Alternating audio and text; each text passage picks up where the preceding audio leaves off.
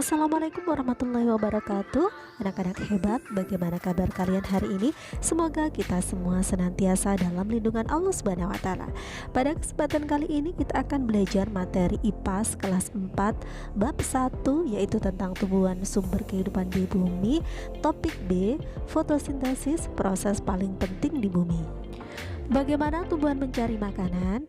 Apa perbedaan tumbuhan dan makhluk hidup lainnya? Dan mengapa fotosintesis adalah proses yang penting di bumi? Yuk kita simak penjelasan berikut ini. Makhluk hidup dibedakan menjadi 3, yaitu manusia, hewan, dan tumbuhan. Kesemuanya membutuhkan makanan untuk bertahan hidup. Manusia dan hewan akan mencari makanan jika merasakan lapar. Hewan akan bergerak mencari mangsa, sedangkan manusia akan memasak atau pergi membeli kebutuhannya. Lalu bagaimana dengan tumbuhan?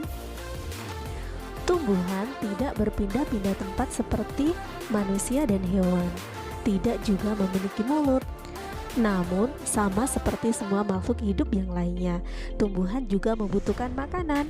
Bagaimana caranya? Caranya yaitu melalui proses fotosintesis. Dari ketiga makhluk hidup inilah, tumbuhanlah yang bisa membuat makanan sendiri.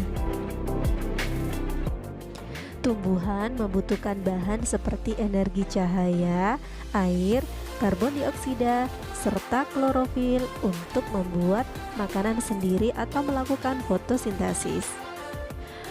Apa itu klorofil? Klorofil adalah zat yang membuat daun berwarna hijau.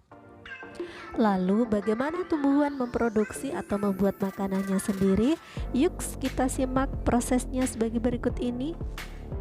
Proses yang pertama adalah energi cahaya dari matahari diserap oleh daun. Pada daun terdapat bahan spesial yang bernama klorofil. Bahan ini yang menangkap cahaya matahari untuk memulai proses fotosintesis. Klorofil berwarna hijau dan memberikan warna pada daun. Berikutnya, air yang tersimpan dalam tanah diserap oleh akar dan disalurkan oleh batang sampai ke daun. Kemudian gas karbon dioksida diserap oleh daun. Gas ini merupakan gas yang dihembuskan manusia dan hewan saat bernafas. Karbon dioksida juga dihasilkan dari pembakaran kendaraan bermotor, aktivitas pabrik, dan sebagainya. Setelah semua bahan terkumpul, yaitu energi cahaya, air, karbon dioksida, serta klorofil, daun akan melakukan fotosintesis, yaitu proses memasak makanan.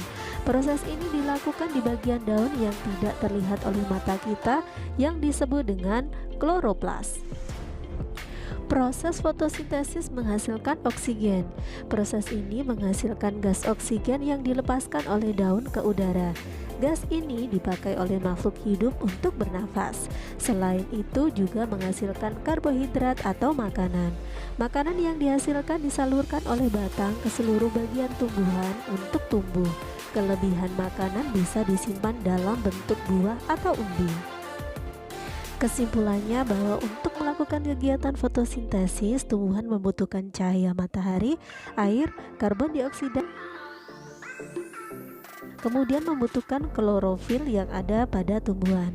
Pada proses fotosintesis ini menghasilkan karbohidrat serta oksigen. Karbohidrat merupakan salah satu bahan yang terkandung dalam makanan dan digunakan sebagai sumber tenaga. Melalui fotosintesis, makhluk hidup yang lainnya seperti manusia dan hewan bisa bernafas dan makanan. Inilah yang membuat tanaman menjadi sangat penting di bumi ini. Manusia dan hewan tergantung pada tumbuhan. Semua tumbuhan yang kita makan bisa kita nikmati karena adanya proses fotosintesis.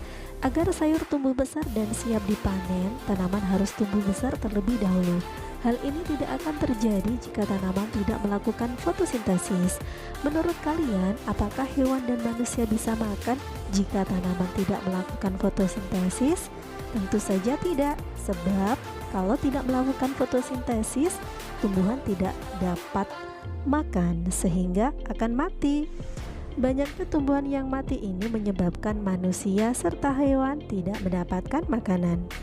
Anak-anak hebat, sadarkah kalian bahwasanya tanaman di sekitar kita bergerak mencari sinar matahari? Nah, percobaan pada gambar tersebut membuktikan bahwa tanaman bergerak mengikuti cahaya matahari. Anak-anak, ada juga jenis tumbuhan yang tidak memiliki klorofil, seperti bunga rafflesia pada gambar tersebut. Iya, bunga Rafflesia arnoldi dan tali putri. Keduanya tidak bisa melakukan fotosintesis sehingga perlu menumpang pada tanaman lain dan ikut mengambil makanannya. Nah anak-anak, apa yang sudah kita pelajari hari ini? Ya benar, hari ini kita sudah belajar banyak. Di antaranya fotosintesis, yaitu proses menghasilkan makanan yang dilakukan oleh tumbuhan.